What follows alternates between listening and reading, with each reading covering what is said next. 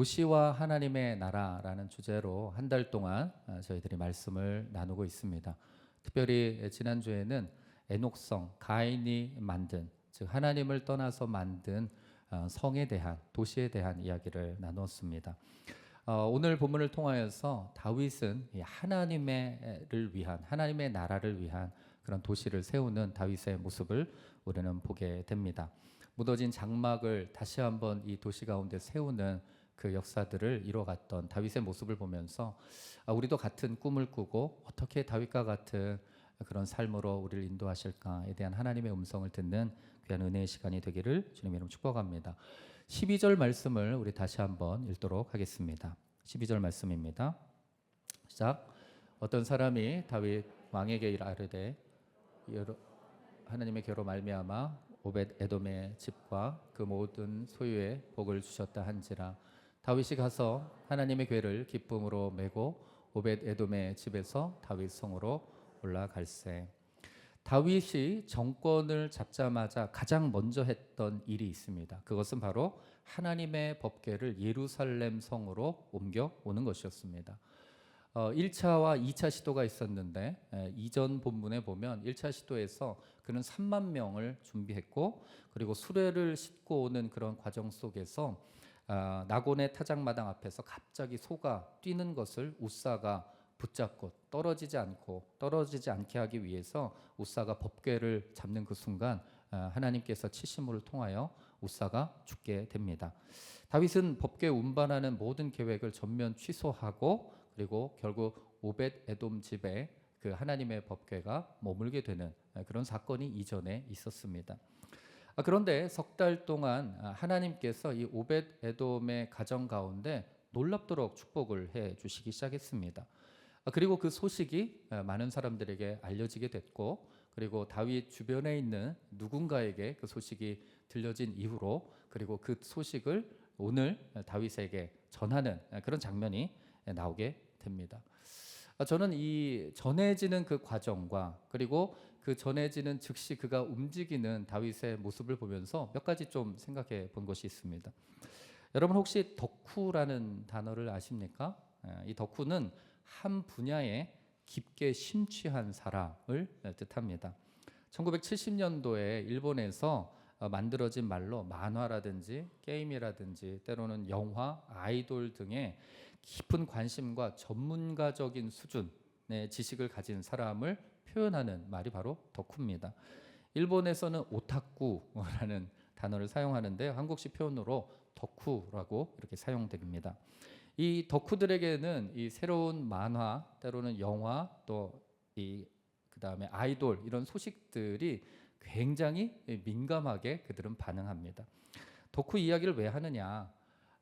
바로 다윗이 덕후 기질이 충만했던 사람이다라는 사실을 여러분에게 좀 말씀드리길 원합니다. 왜냐하면 다윗은요 하나님 덕후였어요. 하나님 덕후. 그 관심이 너무나 충만했기 때문에 주변 사람들도 그것을 알고 있을 만큼, 그래서 그 소식, 하나님에 대한 소식이 있으면 무조건 다윗에게 가서 다 이야기를 해줄 만큼 그는 하나님에 대한 덕후 기질을 가지고 있었던 사람이었습니다. 그래서 그는 다윗에게 그 소식을 전해준 그 사람의 소식을 듣자마자 하나님의 궤를 기쁨으로 메고 오벳 에돔 집에서 다윗성으로 올라가는 그런 일을 그가 실행하게 됩니다. 여기서 중요한 한 가지를 발견하게 되는데, 그것은 다윗은 3개월의 시간 동안 계속해서 준비하고 있었다는 것입니다. 무엇을? 하나님의 궤를 어떻게 운반할지에 대한 준비였다라는 거죠. 수레를 옮기다가 우사가 죽는 것을 보고 그는 낙심하지 않고 제사장들을 불러서 어떻게 하면 이 하나님의 궤를 안전하게 운반할 수 있을까에 대해서 그는 논의했다라는 것이죠. 그래서 언제든지 하나님의 궤를 옮길 기회가 있으면 그는 옮길 만반의 준비를 하고 있었기 때문에 그 소식을 들은 그 즉시 하나님의 궤를 기쁨으로 메고 다윗성으로 올라가고 있었던 것을 보게 됩니다. 이것을 통해서 우리가 한 가지 깨닫게 되는 것은 하나님은 준비된 사람을 통하여서 일하시는 분이라는 것이죠.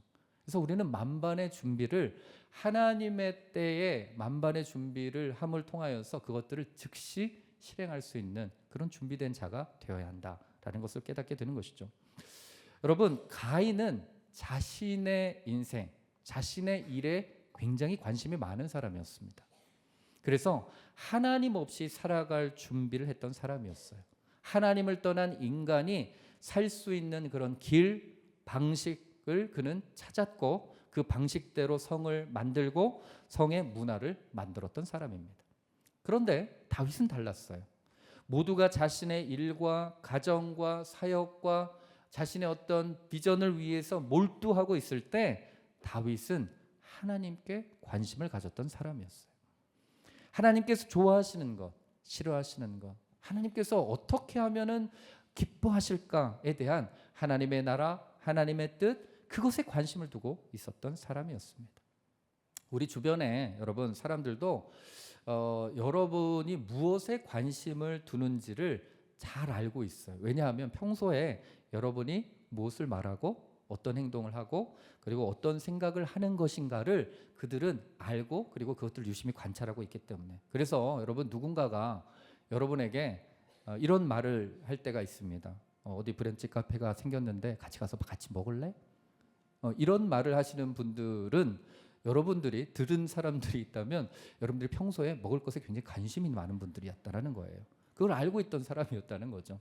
그리고 어떤 분들은 요즘 땡땡 주식이 아주 좋아 라고 누군가가 여러분에게 이야기했다면 여러분 평소에 주식에 관심이 많았던 사람이었어요. 우리 이상준 목사님은 이렇게 툭 건드리면 C4C, 도시전도, 교회를 어떻게 변화시킬까 막 이런 이야기들을 많이 하세요. 그래서 곰곰하게 제 자신에 대해 생각해 봤어요. 저를 툭 건드리면 뭐가 나올까? 교회 홈페이지를 어떻게 고칠까?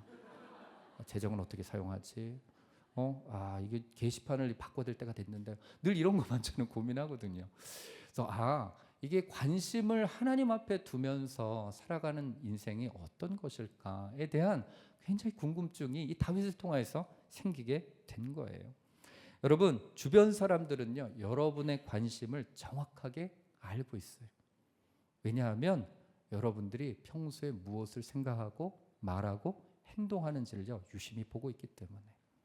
그런데 여러분 다윗을 한번 보십시오. 그는 하나님의 교회에 대한 이야기를 주변 사람들에게 묻지도 않고 그리고 따지지도 않았는데도 불구하고 그가 평소에 얼마만큼 하나님에 대해서 하나님의 교회에 대해서 관심이 많았는지 그 소식을 듣자마자 어떤 사람인지는 모르겠지만 그 즉시 그에게 전달해 준 거예요. 여러분 저는 제가 이 말씀을 곰곰이 묵상하면서 우리가 평소에 하나님에 대해서 얼마만큼 많이 생각할까?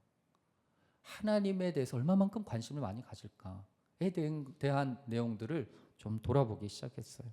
정말 하나님에 대한 이야기, 하나님의 관심사, 나를 통하여서 말씀하시는 하나님의 은혜, 그리고 말씀을 통하여서 하나님은 내 삶을 어떻게 변화시키길 원하실까? 그리고 우리의 가정은 어떤 변화를 이루길 원하실까? 나의 자녀를 하나님은 어떻게 양육하길 원하실까? 우리의 삶의 전반에 하나님이라는 주제, 하나님이라는 주어, 목적어가 들어가고 있느냐에 대한 부분을 묵상해 보았습니다. 여러분 어떠십니까? 여러분은 평소에 하나님에 대해서 얼마만큼 생각하세요? 주일에 한번 예배 드리는 것 말고 또 새벽 기도 드리는 것 말고 여러분 그 나머지 많은 시간 동안 정말로 어떠한 것을 하나님 앞에 드리길 원하시고 하나님 위해서 살길 원하시고 하나님께서 관심 가지시길 원하는 그것을 내가 바라보고 있느냐. 저는 여러분들이 하나님에 대한 질문과 관심이 여러분의 삶 가운데 충만해지기를 주님의 이름으로 축복합니다. 하나님 그런 사람을 좋아하세요. 하나님의 생각으로 가득 찬 사람, 하나님의 꿈으로 가득 찬 그 사람을 기뻐하시는 거예요. 그래서 그 사람에게 하나님의 생각을 알려주시는 거예요. 여러분 나에게 관심을 가진 나의 삶의 모습 가운데서 하나님께 관심을 두고 하나님의 역사에 관심을 두고 하나님의 세계관에 관심을 둘 수 있는 놀라운 은혜가 있게 되기를 주님 이름 축복합니다. 그러면 우리도 다윗처럼 하나님의 꿈을 이루어드릴 수 있는 하나님의 사람이 될 수 있는 것이죠. 여러분 다윗이 왜 특별합니까? 하나님의 생각을 했기 때문에 그래요. 하나님의 마음을 품었기 때문에 그래요. 그래서 하나님의 꿈을 꾸면 하나님께서 그 일들을 우리의 인생 가운데 이루게 되실 줄로 믿습니다. 또한 최선을 다해서 준비된 사람, 그 사람에게 하나님께서 그 일들을 이루시는 역사를 저와 여러분에게 경험하게 하실 줄로 믿습니다. 그래서 저와 여러분의 인생 가운데 여러분 이번 한 주를 살아가면서 하나님을 좀 깊이 관심을 가지고 하나님 생각을 한번 해보세요. 그리고 하나님의 꿈을 한번 꿔보세요. 그랬을 때 여러분의 삶 가운데 놀라운 변화들이 일어나게 될 줄로 믿습니다. 13절부터 15절까지 말씀을 함께 읽도록 하겠습니다. 시작. 맨 사람들이 6걸음을 가매 다윗이 소와 살찐 송아지로 제사를 드리고 다윗이 여호와 앞에서 힘을 다하여 춤을 추는데 그때에 다윗이 배 에봇을 입었더라. 다윗과 온 이스라엘 족속이 즐거이 환호하며 나팔을 불고 여호와의 궤를 메어 오니라. 다윗은 우사의 사건을 통해서 한 가지 깨달았습니다. 하나님의 궤는 수레를 가지고 운반하는 것이 아니라 레위 지파, 즉 고핫 자손만이 어깨에 메고 옮길 수 있다는 것을 그가 깨달았어요. 그래서 하나님의 궤를 멜 수 있는 사람들을 이미 다 수배해서 찾아놓은 것이죠. 그리고 다윗성으로 올라가는 그런 출발 시점이 되자 그는 굉장히 마음 가운데 다시 한번 긴장을 하게 돼요. 혹시 빠진 게 없나? 또 혹시 하나님 앞에 이게 부족한 것이 있지는 않는가? 뭘 잘못한 것이 없는가? 라고 하면서 쭉 긴장한 상태에서 궤가 출발합니다. 한 걸음, 두 걸음, 세 걸음, 네 걸음, 다섯 걸음, 여섯 걸음까지 가서 딱 멈췄을 때 그가 마음 가운데 졸였던 모든 긴장들을 내려놓고 하나님 앞에 예배를 드리기 시작합니다. 그 자리에서 소와 살찐 송아지로 제사를 드려요. 그는 예배를 통하여서 하나님의 궤를 운반하기 시작합니다. 제가 오벳에돔의 집에서 예루살렘까지 거리가 얼마 정도 될까 하고 이렇게 찾아봤더니 21km더라고요. 21km. 제가 그 말씀을 준비하면서 늘 혼란스러운 것은 담임 목사님 설교문이 딱 올라왔을 때 제 마음 가운데 굉장히 마음 가운데 불편하기 시작합니다. 저의 내용과 너무 많이 다른 내용들이 너무 많은 거예요. 그리고 저는 1부, 3부 예배를 다 사회를 드리면서 설교를 2번이나 듣잖아요. 근데 유일하게 다른 부분이 이 부분이에요. 이것은 뭐냐면 6걸음마다 제사를 드렸다라고 이제 목사님은 설명을 하셨어요. 근데 제가 이제 찾아보고 이렇게 해봤을 때 21km를 6걸음이면 성인 남성 발걸음으로 한 50cm, 한 걸음에 한 50cm를 보면 6걸음을 한 3m 정도 이동했다고 봅니다. 그러면 3m를 21km로 나눠버리면 여러분 7,000번의 제사를 드려야 되는 거예요. 7,000번. 21km 가는 동안. 그럼 7,000번을 예배를 드리기 위해서는 한 번당 한 10분 정도로 계산하니까요. 1166시간이 나오는 거예요. 그럼 24시간으로 나누니까 48일. 한 달 반을 움직인 거죠. 근데 이게 과연 가능할까? 만약에 그거를 1분으로 단축한다 해도 30일 정도가 걸린다는 거죠. 그래서 저는 이제 성경 주석을 봤을 때 이 분사형으로 끝나버리거든요. 그래서 6걸음 갔을 때 그때 제사를 드리고 그때 출발하기 시작한 거라고 저는 해석을 합니다. 물론 좀 다를 수 있어요. 그래서 그걸 가지고 또 목사님한테 가서 따지지 마시고요. 네, 박시영 목사가 이런 계산을 가지고 목사님을 공격했습니다. 그런 표현을 사용하시면 안 됩니다. 어떻게 됐든 21km를 출발한 거예요. 성인 남성이요 10km를 한 뭐 여유 있게 걸으면 1시간 반, 그냥 여유 있게 걸으면 1시간 반 정도 걸립니다. 그렇게 걸었을 때 약 3시간이 넘는 시간 동안 이 궤를 예루살렘 성으로 옮긴 거예요. 여기서 여러분 그가 궤를 옮기면서 그냥 옮기는 것이 아니라 그 앞에서 궤 앞에서 춤을 추면서 궤를 옮겼다라고 표현을 합니다. 춤추다라는 뜻이 카라르라는 동사를 사용하는데 빙글빙글 돌다라는 그런 의미예요. 아마 그 당시에 춤의 유행의 흐름상 이렇게 빙글빙글 돌면서 춤을 췄던 것 같아요. 그러니까 여러분 21km 3시간 동안을 다윗이 최선을 다해서 전심을 다해서 춤을 춘 거예요. 혹시 여러분 젊은 분들 가운데 클럽에 가서 3시간은 아무것도 아닙니다 라고 말씀하실 분도 계실지 모르겠어요. 그런데 여러분 3시간을 여러분 춤을 춘다. 여러분 이것은 굉장히 어려운 거예요. 만약에 정치적인 목적을 가지고 내가 사람들 앞에서 내가 기뻐하는 모습을 보여야지 라는 그 모습으로 한다 쳐도 3시간 동안 여러분 빙글빙글 돌면서 21km를 움직이면서 춤을 춘다? 이것은 여러분 불가능한 일이죠. 그에게 진심으로 나오는 그 기쁨과 감사가 없었다면 여러분 그 3시간의 춤을 그는 출 수가 없었던 것이죠. 그는 진심으로 하나님의 괴가 자신의 성에 들어오는 것 자체가 너무나 감사했던 거예요. 너무나 기뻤던 거예요. 그리고 그 기쁨의 감정을 춤으로 그는 표현하고 싶었던 것이죠. 심지어 왕의 신분이었음에도 불구하고 여러분, 그는 열심히 최선을 다해서 춤을 춥니다. 저희도 여러분 가끔 찬양으로 이렇게 마지막 이렇게 종교인 수련회 때나 집회 끝 마무리에 셀러브레이션을 하게 되잖아요. 그래서 정말 최선을 다해서 춤도 추고 박수도 치고 기차 놀이도 하면서 이렇게 할 때가 있습니다. 그런데 여러분, 때로는 이 목사라는 신분 때문에 더 뛰고 싶고 막 더 이렇게 뭔가를 하고 싶은데 그렇게 못할 때가 많아요. 오늘 그 3부 예배 때도 다윗처럼 춤을 추면서라는 찬양을 했거든요. 기쁨으로 전심으로 내가 주님을 예배합니다라는 찬양을 했는데 막 무대에서는 뛰는데 제가 막 그거를 못 하겠는 거예요. 막 펄쩍펄쩍 뛰면서. 그러면서 제가 이렇게 뒤를 쭉 봤는데 아무도 그렇게 뛰는 분들은 안 계시더라고요. 근데 정말로 우리가 하나님의 임재와 하나님의 기쁨이 내 안에 충만하다면 주변 사람들 의식하지 않고 뛸 수 있는 그런 순수함, 그리고 아이처럼 뛸 수 있는 그런 기쁨이 우리 가운데 있는가. 그래서 너무 기뻐서 하나님만 생각하면, 하나님만 내가 생각만 하면 너무나 마음 가운데 기쁨이 넘치고 감사하고 은혜가 넘쳐서 바로 그렇게 찬양하고 싶은데, 때로는 우리는 직분 때문에, 때로는 어떤 체면 때문에 그러지 못할 때가 많다라는 거죠. 그런데 다윗은 왕의 신분과 체면을 내려놓고 오직 하나님 앞에서 뛰고 춤추고 빙글빙글 돌 수 있는 그런 순수한 마음을 가진 사람이었다라는 거예요. 하나님의 임재의 상징인 괴가 자신의 성에 들어오는 그 기쁨, 그 감사함, 그 감동, 그것을 주체하지 못했기 때문에 하나님에 대한 사랑과 관심이 충만했던 사람이었기 때문에 그는 3시간을 열정적으로 춤을 출 수 있었던 거예요. 저는 오늘 본문을 묵상하면서 다윗과 같은 그런 하나님에 대한 순수함이 있었으면 좋겠다. 그런 순수함이 있었으면 좋겠다라는 생각을 해보았어요.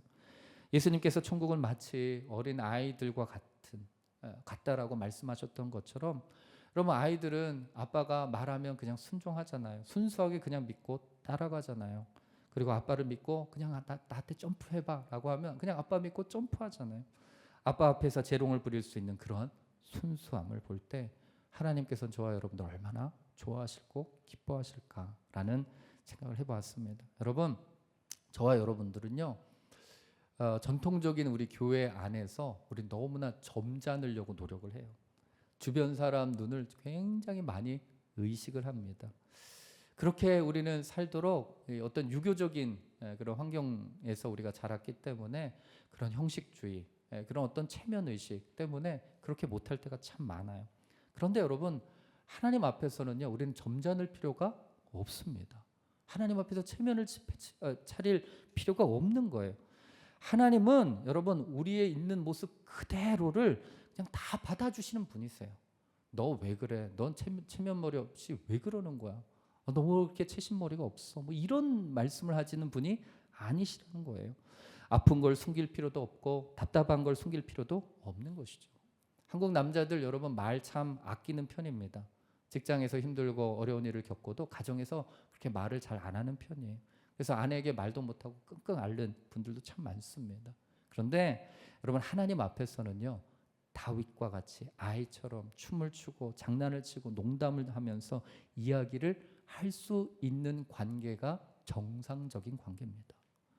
여러분 그 당시에 다윗과 같이 춤을 추는 사람이 다윗 말고 누가 있었을까? 아마 옆에서 박수도 쳤고 여러분 뭐 꽹과리도 치고 그런 뭐 일들이 일어났겠죠. 근데 여러분 성경 기록에서는요, 다윗 한 사람밖에 없었다라는 거예요. 다 눈치 보고 다 주변을 살펴보고 자신의 어떤 위치와 자신의 어떤 책임감 때문에 그것들을 할 수 없는 그런 어떤 두려움에 사로잡혀서 표현하지 못하는 그런 모습들이 다윗 주변의 대부분의 사람들에게 나타났던 모습이었다라는 것이죠. 여러분, 다윗은 하나님과 친밀한 관계를 통하여서 그 순수함을 유지할 수 있었어요. 다윗의 하나님은 그 모든 것을 다 수용하시고 받아줄 수 있는 하나님이라는 것을 그는 알았어요. 춤을 출 수 있다는 것은요, 하나님과의 깊은 친밀감의 표현이기도 합니다. 평소 그가 하나님과 어떤 관계였는지를 분명하게 말해주고 있는 거예요. 여러분 하나님과 친밀해지기를 주님 이름 축복합니다. 하나님과 좀 친해지세요. 그러기 위해서는요, 하나님과 대화를 참 많이 해야 합니다. 그냥 시간 정해놓고 기도하는 그런 모습 말고 즐거운 이야기, 때로는 힘든 이야기, 부끄러운 이야기도 마음껏 하나님과 대화할 수 있는 관계, 그 관계가 되어야 여러분 하나님 앞에 아이처럼 나아갈 수가 있는 거예요. 때로는 우리는 하나님에 대한 오해가 참 많습니다. 하나님은 보좌에 앉아서 아랫사람을 취급하듯이 천사를 통해서 말씀을 대언하는 그런 하나님으로 우리는 오해할 때가 많아요. 전혀 그렇지 않습니다. 하나님은 하나님과 친밀한 사람을 통해서 하나님의 나라를 세우길 원하시고, 그리고 꿈 이야기도 해주시고 비전을 공유해 주시기도 합니다. 다윗은 여러분 하나님을 통해서 그 비전을 함께 꿈꿨던 사람이에요. 저는 다윗이 열정을 가지고 하나님의 나라를 내가 이 다윗성 가운데 온전하게 세워야지라고 자신의 꿈을 가지고 이루은 것이 아니라 하나님의 꿈을 그가 이해를 했고 하나님의 비전을 함께 꿨기 때문에 그는 다윗성을 하나님의 예배의 장소로 만들 수 있었다라는 거예요.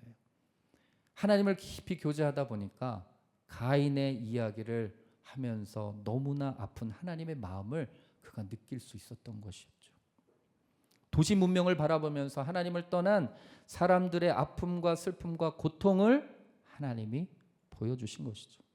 하나님께서 통치하시는 하나님의 나라를 함께 꿈꾸며 같이 나아가자라고 하나님께서 말씀하셨는지 모르겠어요.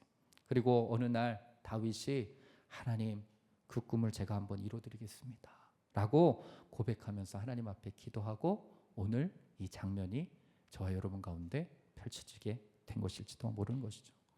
여러분 이 삶은 에녹의 삶과도 동일한 것입니다. 에녹이란 인물, 죽음을 보지 않고 천국으로 올라간 정말로 성경 가운데 나타난 몇 명, 3명 가운데 한 명이거든요. 이 에녹은 하나님과 동행하면서 이런 이야기를 나눈 거예요. 이런 꿈을 같이 꾼 거예요. 같이 비전을 나눈 거예요. 그러면서 하나님께서 아니야, 오늘 저녁에서 나와 함께 같이 가자, 같이 더 이야기를 해보자 라고 하면서 하늘나라로 데려가신 것이죠. 여러분 저는 결혼에 대해서 원래 소망이 없던 사람이었어요. 결혼을 안 할 생각이었어요. 왜냐하면 제가 자란 그 가정의 환경이 너무나 좋지 않았어요. 늘 싸우시는 그런 부모님, 그리고 그 가정을 내가 이런 가정을 내가 꾸려가야 될까라는 소망이 없던 사람이었어요. 그런데 어느 날 하나님을 만났어요. 하나님께서 저에게 제안을 하셨어요. 세상 사람들이 꿈꾸는 그런 가정 말고 하나님 내가 원하는 가정을 한번 같이 꿔보지 않겠냐라는 비전을 저에게 허락해 주셨어요. 그리고 나서 제 아내를 만났고 결혼을 했고 자녀를 낳았습니다. 아직도 그 꿈을 이루어드리는 과정이에요. 저희 가정의 목적은 하나님께서 원하시는 가정은 무엇일까에 대한 고민에서부터 출발을 합니다. 여러분 하나님은 저와 여러분에게 끊임없이 하나님의 생각을 말씀해 주길 원하세요. 하나님의 비전을 말씀해 주시길 원하세요. 하나님의 꿈을 말씀해 주길 원하시는 것이죠. 그래서 여러분 다윗은 그냥 여러분 위대한 한 사람이 아니라 하나님의 꿈을 꾼 사람이 바로 다윗입니다. 그것을 꾼 거예요. 같이 본 거예요. 그래서 다윗성을 통해서 하나님의 나라가 임하는 그 꿈을 같이 공유했기 때문에, 그리고 그 꿈을 이룬 사람으로 우리 가운데 알려지게 된 것이죠. 전 여러분에게도 다윗과 같은 꿈을 꿀 수 있는 은혜가 있게 되기를 주님 이름 축복합니다. 여러분 우리가 꾸는 꿈, 내가 원하는 그 꿈이 아니라 하나님께서 말씀하시는 그 꿈, 하나님께서 말씀하시는 나의 인생, 하나님께서 원하시는 나의 가정, 하나님께서 원하시는 나의 자녀, 여러분 이 모든 것들이 하나님과 관계되어진 것으로 내가 꿈을 꾸기 시작한다면 여러분 하나님께서 그 꿈을 이루어 주실 줄로 믿습니다. 우린 그 꿈을 이루어드리는 인생으로 하나님께서 우리를 불러주신 거예요. 다윗은 하나님과의 친밀한 관계를 통하여서 하나님 앞에서 춤출 수 있었고, 그리고 하나님의 꿈을 같이 꿀 수 있었고, 그리고 꿈을 이루어드리는 놀라운 역사가 그 다윗의 인생 가운데 이루어지게 된 것이죠. 1516 교회도 여러분 이 꿈과 비전을 통하여서 생겨난 교회입니다. 그리고 이 꿈을 통하여서 우리는 또한 흩어질 교회이기도 합니다. 그래서 여러분, 우리는 함께 꿈을 꾸고 하나님의 나라와 역사를 이뤄가는 그런 놀라운 축복의 통로로 하나님 저와 여러분들 부르신 것이죠. 저는 저와 여러분의 인생 가운데 하나님과 날마다 동행함으로 그분께서 말씀하시는 뜻, 계획, 꿈을 여러분도 함께 꿀 수 있는 놀라운 축복이 여러분의 인생 가운데 있게 되기를 축복합니다. 17절부터 19절 말씀 읽도록 하겠습니다. 시작.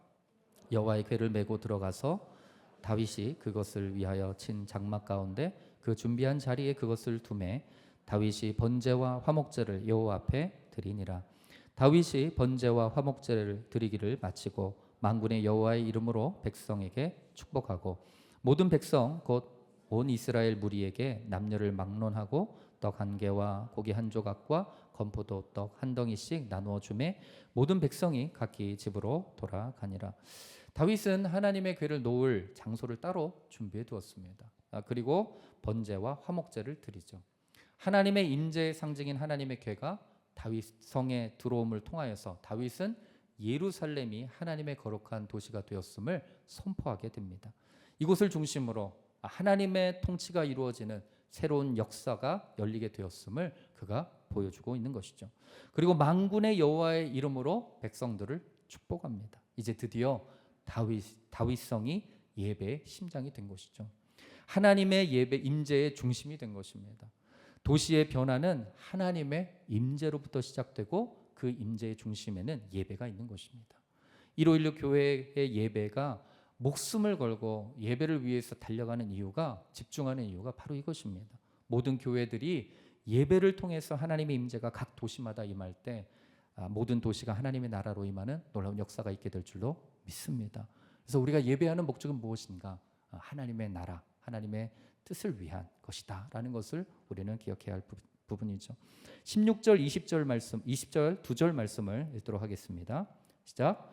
여호와의 궤가 다윗 성으로 들어올 때에 사울의 딸 미갈이 창으로 내다보다가 다윗 왕이 여호와 앞에서 뛰놀며 춤추는 것을 보고 심중에 그를 업신 여기니라. 20절.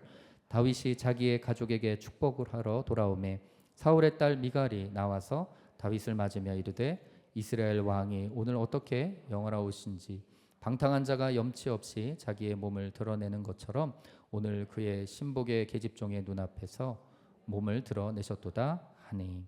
다윗의 아내요 사울의 딸 미갈이 창으로 하나님의 궤가 다윗성으로 들어오는 것을 보게 됩니다. 그리고 다윗 왕이 뛰놀며 춤추는 것을 보고 마음으로 업신 여기는 그런 장면이 나오게 되죠. 미갈은 철저히 축제와 같은 그런 현장과는 동떨어져 있는 그런 모습을 봅니다. 뿐만 아니라 다윗이 춤추는 것을 못마땅하게 생각하죠. 그래서 20절 말씀을 보면 미갈은 하나님보다는 왕의 권위에 더 관심을 가졌던 사람이었습니다. 그저 다윗의 행동이 정신 나간 사람처럼 보였다라고 다윗을 책망하죠. 은혜를 받고 나면 꼭 이런 일들이 생기게 됩니다. 하나님의 역사를 방해하는 세력, 그것을 폄하하는 세력. 그러나 다윗은 그것에 굴하지 않고 21절, 22절 말씀을 통하여서 이렇게 고백합니다. 함께 읽겠습니다. 시작. 다윗이 미갈에게 이르되 이는 여호와 앞에서 한 것이니라. 그가 내 아버지와 그의 온 집을 버리시고 나를 택하사 나를 여호와의 백성 이스라엘의 주권자로 삼으셨으니 내가 여호와 앞에서 뛰놀리라. 내가 이보다 더 낮아져서 스스로 천하게 보일지라도 내가 말한 바 계집종에게는 내가 높임을 받으리라 한지라. 그가 내 아버지 집과 그의 온 집을 버리시고, 너의 아버지 즉 사울이죠. 너의 아버지 사울과 그 온 집을 버리신 분, 그분은 하나님이셨다. 그리고 그분은 나를 택하셨고, 그리고 나를 여호와의 백성 이스라엘의 주권자로 삼으신 분이 바로 하나님이시다. 그래서 나는 여호와 앞에서 나는 뛰놀 수밖에 없다라고 그가 고백하죠. 여러분, 이것은 다윗의 신앙 고백입니다. 여기서 우리는 중요한 영적인 한 가지 사실을 발견하게 돼요. 그것은 뭐냐면 하나님 앞에서 내가 누구인지를 아는 것이 신앙의 기본이다라는 거예요. 우리는 우리 자신에 대해서 때로는 과대평가를 하거나 때로는 과소평가를 할 때가 있습니다. 과대평가를 할 때는 하나님보다도 더 큰 나를 발견하는 것이고, 과소평가를 할 때는 세상 앞에서 너무나 작은 나를 발견하는 것이죠. 그런데 우리는 하나님 앞에서 더 클 수도 없고 하나님께서 우리와 함께 하시기 때문에 더 작아질 수도 없습니다. 우리는 끊임없이 하나님 앞에서의 나를 발견하는 것, 그것이 우리의 삶 가운데 굉장히 중요한 것이죠. 다윗의 인생은 하나님으로부터 시작해서 하나님으로 끝나는 인생이었어요. 그렇기 때문에 그가 양과 함께 들에 있을 때나 왕궁에 있을 때나 하나님 앞에서 큰 차이를 느끼지 못하는 인생이었어요. 어떤 분은 사회에서 굉장히 높은 지위에 있는 분들이 있어요. 근데 그 높은 지위에 있기 때문에 교회에 와서도요, 똑같은 그런 대접을 받길 원하시는 분들도 있습니다. 예전에 오누리교회에서 이제 주차 행사가 있으면 주차 사역을 교육자들이 나가서 하거든요. 그러면 그분들은 이제 많은 목사님들이 있으니까 교육자인지 잘 몰라요. 근데 어떤 분은 오면서 차 키를 딱 던지면서 차 발렛 좀 해주세요 하고 들어가신 분도 계셨어요. 네, 누구라고 말씀을 못 드리겠지만 그만큼 그 사회의 어떤 직위를 교회에서도 동일하게 생각하는 그런 분들도 계시죠. 그러나 우리는 하나님 앞에서 겸손하게 설 수 있는 사람이 되어야 하는 것이죠. 사무엘하 5장 12절 말씀에 보면 이런 말씀이 있습니다. 함께 읽겠습니다. 시작. 다윗이 여호와께서 자기를 세우사 이스라엘 왕으로 삼으신 것과 그의 백성 이스라엘을 위하여 그 나라를 높이신 것을 알았더라. 여러분, 이 고백은 다윗이 시온성을 여부스 족속으로부터 빼앗고 난 다음에 두로왕 히람이 다윗을 위해서 성전, 집을 지어줍니다. 그리고 나서 그것을 보고 다윗이 고백한 내용이에요. 그가 어떤 사람이고 그가 어떤 위치에 있게 해준 이 위치에 있게 해준 그분이 바로 하나님이라는 사실을 분명하게 알고 기억하고 있었습니다. 그는 그 하나님을 향한 깊은 감동과 감사와 열정이 있었기 때문에 여러분, 하나님의 궤를 다윗성으로 옮기는 그런 준비를 할 수 있었던 것이죠. 전심으로 또한 춤을 추면서 하나님께서 이 나라의 주인이심을 백성들에게 알려주기를 원했던 그런 사람이었다라는 것을 우리는 보게 됩니다. 요즘 저는 제 자신을 좀 돌아보는 그런 시간들을 가지고 있습니다. 나는 어떤 사람일까? 하나님은 나를 어떻게 사용하길 원하실까? 나는 무엇을 위해서 살아가야 할까? 그리고 내가 어디로 가야 할까에 대한 내용들을 좀 묵상해 보고 있습니다. 묵상하면 묵상할수록 이런 마음이 들어요. 저는 이 자리에 설 만한 자격과 조건이 안 되는 사람이다라는 것을 깨닫게 돼요. 저희 가정은 믿음의 가정이 아니었어요.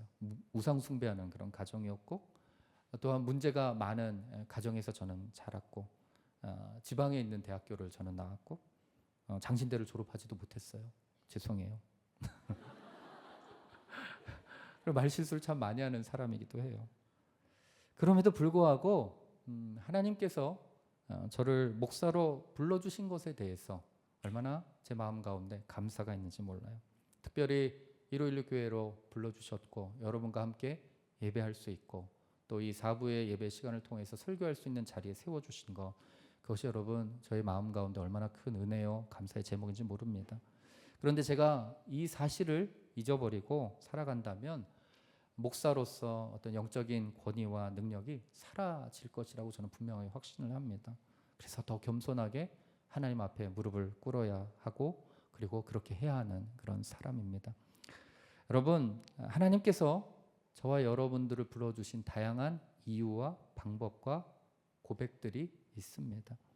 여러분, 다윗을 다윗 되게 했던 분명한 이유는요, 그는 그 자신이 하나님 앞에서 어떤 사람인지를 분명하게 아는 사람이었기 때문입니다. 자신이 잘나서도 아니에요.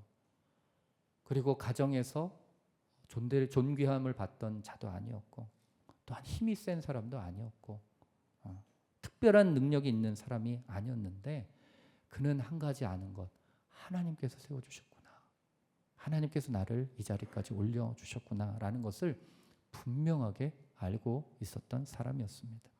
여러분, 우리는 하나님 앞으로 나아올 때 자신만만하게 나아오고 그리고 그 기쁨으로 열정으로 나아갈 수도 있습니다. 그러나 때로는 내가 하나님 앞에 어떤 사람이었는지, 내가 한 주 동안 내가 어떤 인생을 살아갔는지에 대해서 분명히 알고 하나님 앞에 나아간다면 우리는 하나님 앞에 그냥 고개를 숙이고 무릎을 꿇고 우리는 한마디밖에 할 수밖에 없어요. 주님, 저는 죄인입니다. 끊임없이 죄인입니다. 죄인이기 때문에 하나님이 필요합니다. 그리고 하나님께서 나를 이 자리까지 올려주지 않았다면 하나님, 저는 아무것도 할 수 없는 그런 존재였습니다 라고 우리는 고백할 수밖에 없는 그런 인생인 것이죠. 그래서 우리는 우리의 삶을 통하여서 하나님께서 어떤 일들을 행하셨는지, 어떤 삶으로 나를 인도하셨는지를 우리는 계속해서 하나님 앞에 고백하고 감사와 기도로 주님 앞에 나아가야 되는 그런 존재일 줄로 믿습니다. 여러분, 하나님은 오늘도 다윗과 같이 하나님에 대해서 관심을 가지고 하나님과 친밀하며 겸손하게 자신을 낮추는 사람을 찾고 계십니다. 하나님 앞에서 끝까지 겸손함을 놓지 않고 살아가는 여러분 되기를 주님의 이름으로 축복합니다. 예배 때마다 하나님 앞에, 하나님, 나는 이런 사람입니다, 이런 존재입니다, 지금 나를 불쌍히 여겨 주십시오 라고 고백할 수 있는 그런 사람이 되길 축복합니다. 그리고 여러분, 하나님 앞에 나의 관심을 올려드리는 것이죠. 겸손하게 하나님 앞에 나아가는 것이죠. 친밀함으로 하나님 앞에 나아가는 것이죠. 그러면 하나님께서 저와 여러분을 상상할 수 없는 그 자리에 여러분들을 세워주실 줄로 믿습니다. 우리는 여러분, 도시를 변화시킬 수 있는 어떤 능력이 없어요. 가정을 변화시킬 수 있는 어떠한 능력도 없습니다. 하나님께서 하셔야 돼요. 하나님께서 역사해 주셔야 됩니다. 우리는 그 하나님의 역사의 순간 가운데 같이 함께 꿈을 꿀 수밖에 없고 비전을 나눌 수밖에 없는 존재지만 그 일들을 행하시는 분은 하나님이시라는 것을 믿고 고백하며 선포하며 나아갈 때 하나님께서 저와 여러분의 인생 가운데 놀라운 일들을 일으키시는 하나님이실 줄로 믿습니다. 그래서 날마다 다윗처럼 꿈을 꾸는 사람이 되고, 다윗처럼 하나님을 향해서 순수한 사람이 되고, 다윗처럼 하나님과 친밀한 관계를 유지함으로 말미암아 겸손하게 하루하루를 승리하며 나아가는 저와 여러분이 되기를 주님의 이름으로 축복합니다. 기도하겠습니다.